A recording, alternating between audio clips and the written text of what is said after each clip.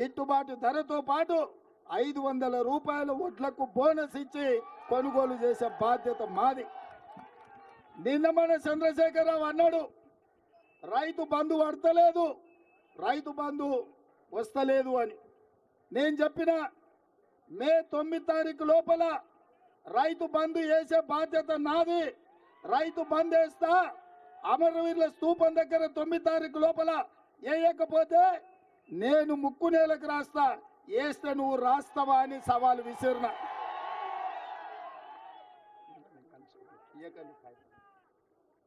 ఇవాళ ఆ సవాలు విసిరి 9 తారీఖు కాదు 6 తారీఖు లోపలనే ఈ రాష్ట్రంలో ఉండే 69 లక్షల రైతులకు రైతు భరోసా పథకం కింద ఆఖరి రూపాయి వరకు 6 తారీఖు నాడే అందరి ఖాతాలు వేసిన.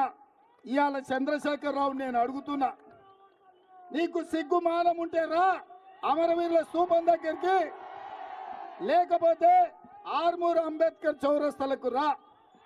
సవాలు విసురుడు కాదు, సవాళ్లు స్వీకరించే దమ్ముండాలి కేసీఆర్.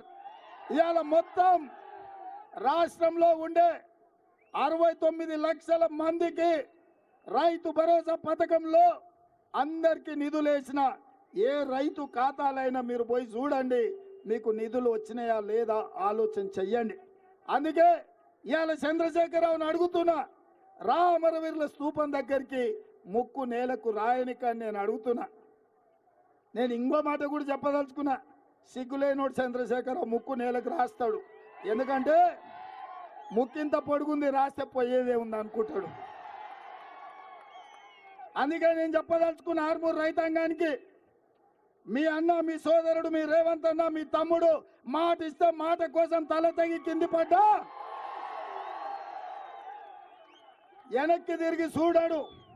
ఈ 10 ఏళ్ళు ఎన్ని కేసులు పెట్టినా, ఎన్ని అరెస్టులు చేసినా, ఎన్నిసార్లు జైలుకు పంపించినా ఈ లక్షలాది మంది కార్యకర్తల కోసం నిటారుగా నిలబడి కొట్లాడి ఇవాళ ఇందిరమ్మ రాజ్యం ప్రజా పాలన తీసుకొచ్చినాం. అందుకే ఈ అంబేద్కర్ చౌరస్తాలో ఇవాళ రైతు రుణమాఫీ గురించి మాట్లాడుతున్నారు. నేను హరీష్ రావు అన్నాడు, నేను మన ఎన్నికల ప్రచారంలో తెలంగాణ రైతాంగానికి మాట ఇచ్చిన 15 ఆగస్టు లోపల 2 లక్షల రైతు రుణమాఫీ చేస్తా అని.